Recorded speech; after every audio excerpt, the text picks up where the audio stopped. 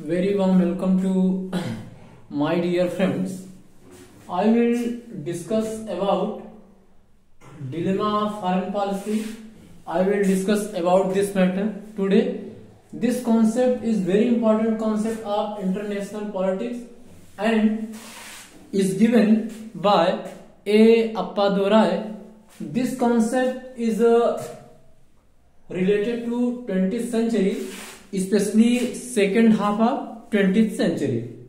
तो आज हम इसी विषय पर चर्चा करेंगे और ये जो डायलेमा ऑफ फॉरेन पॉलिसी है, जो विदेश नीति की जो दुविधा है, इस कॉन्सेप्ट को ए अप्पा दोराई ने दिया। और ये कॉन्सेप्ट में देखिए अप्पादोराई जी ने क्या कहा है। इन्होंने ये कहा है कि 1945 के बाद अर्थात सेकेंड वर्ल्ड वॉर के बाद जो युद्ध है वो इंटरनेशनल पॉलिटिक्स में ना ही भरोसे का साधन रह गया है और ना ही उसे लड़ना अब आसान रह गया है। तो यही जो दुविधा है कि युद्ध को वो ये कह रहे हैं 1945 के बाद कि इंटरनेशनल पॉलिटिक्स में ना ही यह भरोसे का साधन रह गया है और ना ही युद्ध को लड़ना अब इतना आसान रह गया है। जो दुविधा है, जो ये डायलेमा है, उसी को उन्होंने डायलेमा ऑफ फॉरेन पॉलिसी कहा है। तो देखिए 1945 के बाद 1945 के बाद क्या होता है कि इंटरनेशनल पॉलिटिक्स में एक बहुत ही आधारभूत और बहुत ही एक दूरगामी मतलब अंतर दिखाई पड़ता है, एक बहुत ही बदलाव दिखाई पड़ता है। क्योंकि 1945 तक यानी सेकेंड वर्ल्ड वॉर तक युद्ध को लड़ना एक प्रकार से आज की तुलना में आसान था भाई, क्योंकि उस समय इतने ज्यादा घातक, इतने ज्यादा खतरनाक, इतनी दूर तक मारक क्षमता वाले हथियार डेवलप नहीं हो पाए थे। तो उस समय जो युद्ध था वो दो राष्ट्रों के बीच या दो गुटों के बीच किसी भी चीज को लेकर के टकराव होता था वो जनरली युद्ध की ओर ही टूट पड़ते थे। लेकिन 1945 के बाद जब न्यूक्लियर एज का आगमन होता है, इंटरनेशनल पॉलिटिक्स में न्यूक्लियर बम का आगमन होता है, दूर दूर तक मार करने वाली मिसाइल्स जो इंटरकॉन्टिनेंटल मिसाइल है कि एक महाद्वीप से मारिए तो दूसरे महाद्वीप में जाके गिरती है, उसकी जो मारक क्षमता है वो काफी दूर तक है। तो और जो तमाम प्रकार के केमिकल वेपन्स, बायोलॉजिकल वेपन्स वो जो आ गए हैं, तो इस वजह से क्या हुआ कि आज हम एक ओवरकिल के एज में यानी अति मारकता के युग में जी रहे हैं। तो ऐसी स्थिति में क्या हुआ है कि युद्ध को लड़ना अब आसान नहीं रह गया है और ना ही हम ये कह सकते हैं कि यदि हम किसी देश के खिलाफ युद्ध छेड़ते हैं तो उसमें हम इतनी आसानी से विजय प्राप्त कर सकते हैं जितना कि जो कन्वेंशनल वार था, अर्थात ऐसा वार जहां पर ये जो मारक क्षमता वाले जो हथियार हैं, न्यूक्लियर वेपन्स हैं, केमिकल वेपन्स हैं, बायोलॉजिकल वेपन्स हैं, जो इंटरकॉन्टिनेंटल मिसाइल, इस टाइप की जो चीजें हैं, जब इनका आविष्कार नहीं हुआ था तो उस समय युद्ध को लड़ना थोड़ा सा आसान था, क्योंकि उस समय युद्ध में जो नुकसान होता था तो भाई जो युद्ध क्षेत्र में जो सैनिक रहते थे और जो थोड़े मोड़े लोग उनकी जद में आते थे। लेकिन आज क्या है कि यदि आप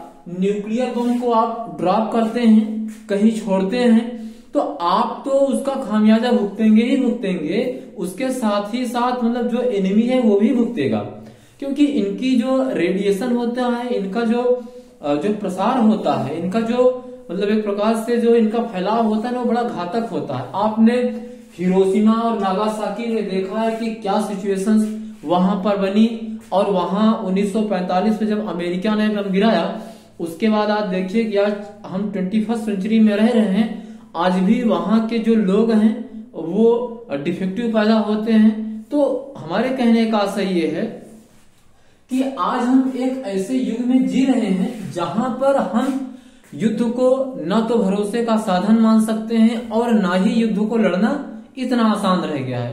भाई देखिए बड़ी सीधी सी बात है, कोई भी व्यक्ति हो, कोई भी देश हो, वो युद्ध कोई बहुत ज्यादा दिन लड़ नहीं सकता है, युद्ध को बहुत ज्यादा दिन झेल नहीं सकता है। तो ऐसी स्थिति में भाई आप शॉर्ट टर्म के लिए युद्ध 1 हफ्ता 2 हफ्ता वो शॉर्ट टर्म के लिए होता है, लेकिन कोई बहुत ज्यादा लंबा कोई भी देश युद्ध झेल नहीं सकता है आज की कंडीशन में। तो अप्पादोराई जी ने यही कहा है कि 45 के बाद जब हम एक ओवरकिल के एज में प्रवेश कर जाते हैं, अति मारकता के युग में प्रवेश कर जाते हैं, तो ऐसी स्थिति में अब युद्ध ना तो भरोसे का साधन है, ना ही उसे लड़ना आसान रह गया है। तो ये जो दुविधा है इसी को उन्होंने डायलेमा ऑफ फॉरेन पॉलिसी कहा है। और इन्होंने इस कॉन्सेप्ट को, जो डायलेमा ऑफ फॉरेन पॉलिसी का जो कॉन्सेप्ट उन्होंने दिया है, इसका उल्लेख उन्होंने अपनी प्रसिद्ध पुस्तक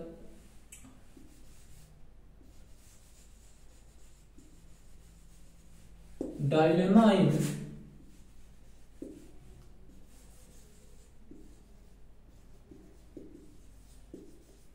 foreign policy in modern world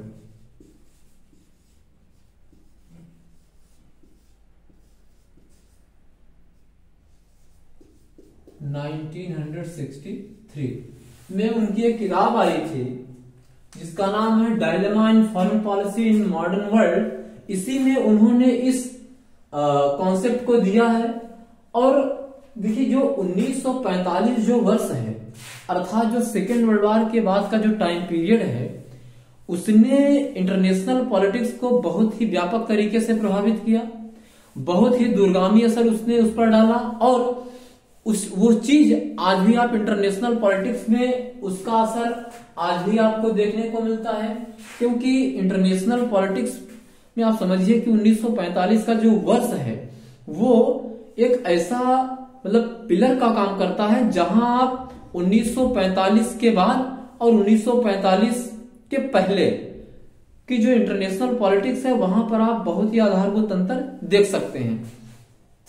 तो अप्पादोराई जी ने और आगे ये कहा है कि जो ये डायलेमा ऑफ फॉरेन पॉलिसी है, जो डायलेमा ऑफ फॉरेन पॉलिसी है वो और ज्यादा जटिल हो गया है, और ज्यादा कॉम्प्लेक्स हो गया है। कॉम्प्लेक्स क्यों हो गया है?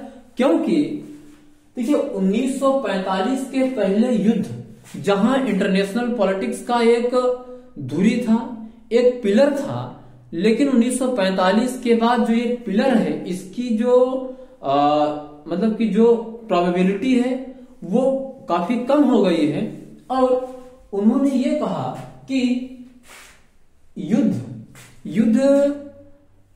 जैसे दो राष्ट्रों के बीच हितों का टकराव होता था तो वो जनरली उसका वो समाधान युद्ध में ही देखते थे, लेकिन अब क्या है, अब वो स्थिति नहीं रह गई है और युद्ध का कोई विकल्प भी अभी तक इंटरनेशनल पॉलिटिक्स में आ नहीं पाया है और ना ही दिखाई दे रहा है।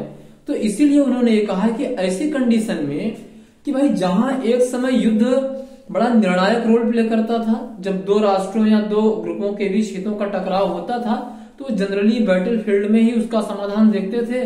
जो विजेता हो गया वो अपने नेशनल इंटरेस्ट की उसकी प्राप्ति हो गई, जो विजेता हो गया तो भाई उसको तो लॉस होना ही होना है। लेकिन आज की कंडीशन में क्या है कि युद्ध न तो भरोसे का साधन है, ना ही उसे लड़ना आसान रह गया है। और जब न तो वो भरोसे का साधन है और ना ही उसे लड़ना आसान रह गया है, तो फिर हम जब क्लैश ऑफ नेशनल इंटरेस्ट होगा तो फिर उसका निर्धारण कैसे करेंगे, उसका निर्धारण कैसे किया जाएगा। तो युद्ध के विकल्प के रूप में भी कोई चीज इंटरनेशनल पॉलिटिक्स में आ भी नहीं पाई है। हालांकि डिप्लोमेसी है, लेकिन आज भी आप समझिए कि जहां पर दो राष्ट्र या दो गुटों के बीच हितों का टकराव होता है, जब वो डिप्लोमेटिक चैनल्स के माध्यम से बात करते हैं वहां पर बात नहीं बनती है तो वो अंततः वो बैटल फील्ड में ही जाते हैं। और अभी आप देखिए दो मतलब रिसेंटली जो युद्ध चल रहे हैं अभी, मतलब जो चल रहा है, मैं उसका उदाहरण आपको दे रहा हूं। एक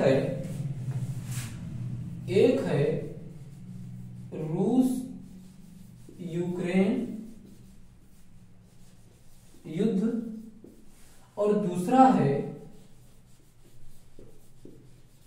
इजरायल हमास युद्ध। अब देखिए कि जो रूस यूक्रेन युद्ध है, यहां पर जो रूस यूक्रेन युद्ध है, इसमें भाई पुतिन ने यह सोचा था कि हम 2 हफ्ते में या 1 महीने के अंदर यूक्रेन को परास्त कर देंगे और यूक्रेन से हम अपनी बात मनवा लेंगे, लेकिन ये जस्ट अपोजिट हो रहा है। ये युद्ध 24 फरवरी 2022 को शुरू हुआ। अब देखिए ये 2024 लगने वाला है, फरवरी आ जाएगी, लगभग 2 साल हो गया, लेकिन अभी भी वो युद्ध रुक नहीं रहा है और निकट भविष्य में रुकने की कोई संभावना भी नहीं है। क्यों? क्योंकि यूक्रेन ये मान ही नहीं रहा है कि भाई हम नाटो में शामिल नहीं होंगे, वो आमादा है, और जो रूस चाह रहा है वो यूक्रेन मानेगा नहीं। तो ऐसी स्थिति में युद्ध रुकने का अभी कोई प्रोबेबिलिटी या पॉसिबिलिटी दिख नहीं रही है।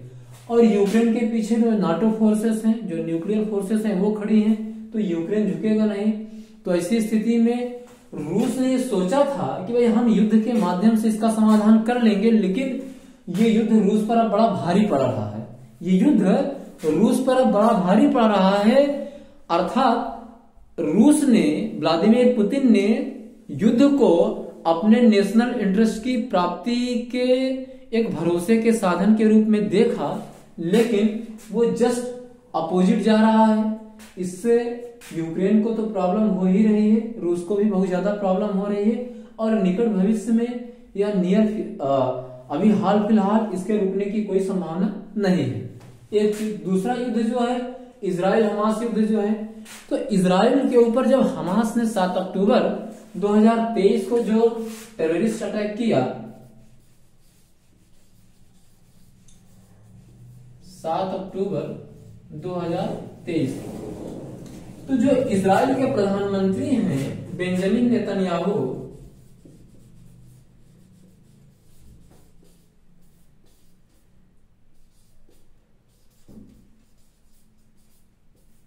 बेंजामिन नेतन्याहू को लगा, या इनकी सरकार को यह लगा कि हम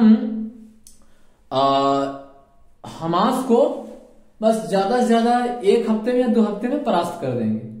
भाई इनका यह आकलन था। लेकिन देखिए कि 7 अक्टूबर को युद्ध शुरू हुआ और 24 नवंबर से लेकर के 4 दिन या 5 दिन का एक सीज फायर हुआ था, वो टेम्पोररी सीज फायर हुआ था।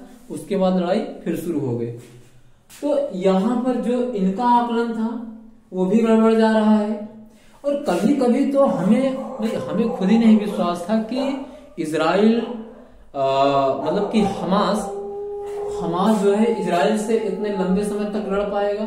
वही मैं कह रहा हूं, कभी कभी मीडिया रिपोर्ट पर बड़ा शक होता है कि मीडिया में जो चीजें आ रही थी कि इजराइल बहुत ही मतलब ताकतवर है, ये है वो है, कोई भी टेररिस्ट ग्रुप हो उसका कुछ कर नहीं सकता है, उसके सामने लड़ नहीं पाएगा, उसके सामने टिक नहीं पाएगा। लेकिन अब आप देखिए कि लगभग 2 महीने होने को हैं, अगर जो 5 दिन का सीज फायर हुआ था उसको छोड़ दिया जाए, लगभग 2 महीने से ज्यादा हो गया।